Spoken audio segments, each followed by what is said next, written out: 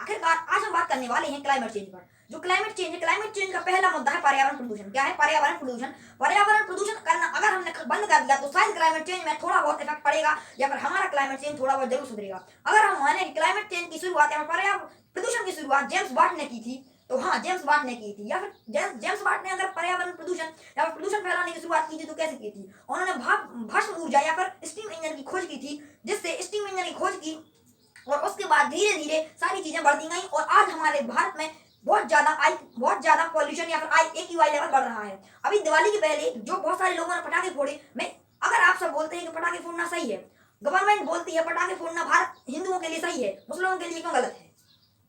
ये गलत बात है, ऐसा नहीं करना चाहिए। इसलिए पटाखे फोड़े, बहुत सा पॉल्यूशन किया, नदियों में पॉल्यूशन फैलाया, तो हमारे जीने के लिए AQI वैल्यू या फिर एयर की शुद्धता की वैल्यू 30 के नीचे या फिर 30 के लगभग होनी चाहिए या फिर 30 के लगभग होनी चाहिए। बट अब दिल्ली की AQI वैल्यू 500 से भी ऊपर पहुंच गई है, 500 से के लगभग चल रही है। और जहां पे अभी मैं खड़ा हुआ हूं या फिर जहां पे आप खड़े हो, वहां की वैल्यू 200 से 300 के लगभग है और 500 तक भी। मस्तिष्क ज्ञान में मानव सबसे सर्वश्रेष्ठ है या फिर मानव में ज्यादा ताकत है मस्तिष्क ज्ञान के दौरान। इसलिए मानव अपनी उत्पत्ति से लेकर 1750 तक अपने पड़ाव पर आगे बढ़ता रहा और अपने एक से एक इन्वेंशन निकालता गया, पर फिर भी उसकी गति धीमी थी। धीरे धीरे 1715 में ब्रिटेन की हुई औद्योगिक क्रांति ने दुनिया का नक्शा बदल डाला। ऐसे ही तो धीरे धीरे पर्यावरण प्रदूषण के मुद्दे बढ़ते गए और आज हमारी पूरी दुनिया में ऐसा क्लाइमेट चेंज का माहौल बना हुआ है कि धीरे धीरे अगर इसको नहीं रोका गया तो भारत में पूरी मुंबई सुनामी पानी से डूब जाएगा। मध्य प्रदेश को ज्यादातर कुछ इफेक्ट नहीं पड़ेगा, पर मध्य प्रदेश पे अधिकतर इफेक्ट ऐसा पड़ेगा कि जो मध्य प्रदेश है उसमें अधिक तूफान और आंधी आ सकती है, जिस कारणवश पूरा मध्य प्रदेश तबाह होने की भी चांस है। वैसे होना कुछ नहीं है मध्य प्रदेश को, पर जो ऐसे राज्य राजस्थान, दिल्ली, मुंबई, इन पे बहुत ज्यादा इफेक्ट पड़ने वाला है। धीरे धीरे जो पर्यावरण प्रदूषण के मुद्दे बढ़ते गए, जैसे ऐसे ही 1859 में अमेरिका के EL ट्रेड ने तेल और वो रहते हैं तेल और प्राकृतिक औद्योगिक इनके लिए अमेरिका के पेंसिल्वेनिया नामक जगह पर पहला नलकूप खोद डाला। ऐसे ही तो धीरे धीरे हमारे यहाँ पे जो प्रदूषण या फिर क्लाइमेट चेंज के मुद्दे बढ़ते गए।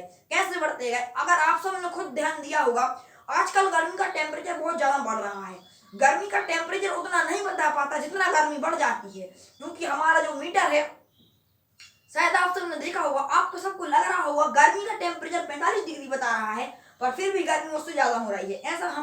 ऐसा हो सकता है क्योंकि अगर ऐसा क्लाइमेट चेंज की वजह से हो रहा है, क्योंकि आप सबने देखा होगा किसी भी टाइम, अभी कुछ दिन पहले जिस टाइम पे बरसात का मौसम था और ठंडियां भी होना शुरू हो गई थी, सुबह धूप रहती थी और शाम को अचानक बारिश होने लगती थी। यही है क्लाइमेट चेंज का इफेक्ट। धीरे धीरे पूरा भारत पानी में डूब जाएगा। समुद्र बढ़ रहे हैं और टेम्परेचर के कारण बड़े बड़े ग्लेशियर पिघल रहे हैं, जिससे समुद्र की लंबाई या समुद्र भी बढ़ते जा रहे हैं। टेम्परेचर बढ़ जाएगा, इसका मतलब आप समझ रहे हैं, टेम्परेचर को ठंडा रखना चाहिए, बल्कि दुनिया में टेम्परेचर बढ़ रहा है। और AQI वैल्यू के बारे में अगर हम देखें तो AQI वैल्यू बहुत से देशों की बहुत सही है, जैसे कि स्वीडन की AQI वैल्यू 4 से 8 के बीच में है, ये बहुत अच्छी बात है। अमेरिका की AQI वैल्यू भी सही है। स्विट्जरलैंड 8 से 15 के बीच में है, बहुत सही AQI वैल्यू है। स्वीडन की बहुत सही AQI वैल्यू है।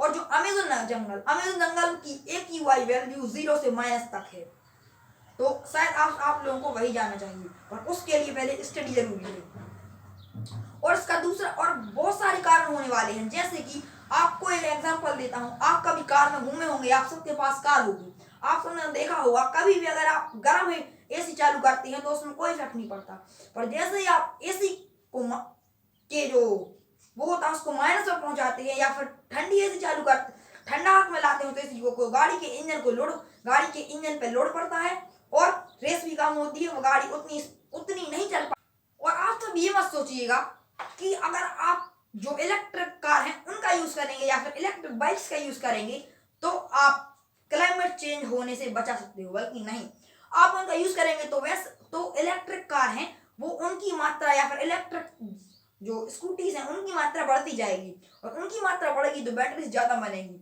और जितना पॉल्यूशन इसमें होता है उससे ज़्यादा पॉल्यूशन जब उनकी बैटरीज बनती हैं तो 200-300 मिलियन से भी ज़्यादा कार्बन आसमान में छोड़ा जाता है, क्योंकि बहुत खतरनाक मात्रा में प्रदूषण होता है जब वो बनाते हैं उसकी बैटरीज को।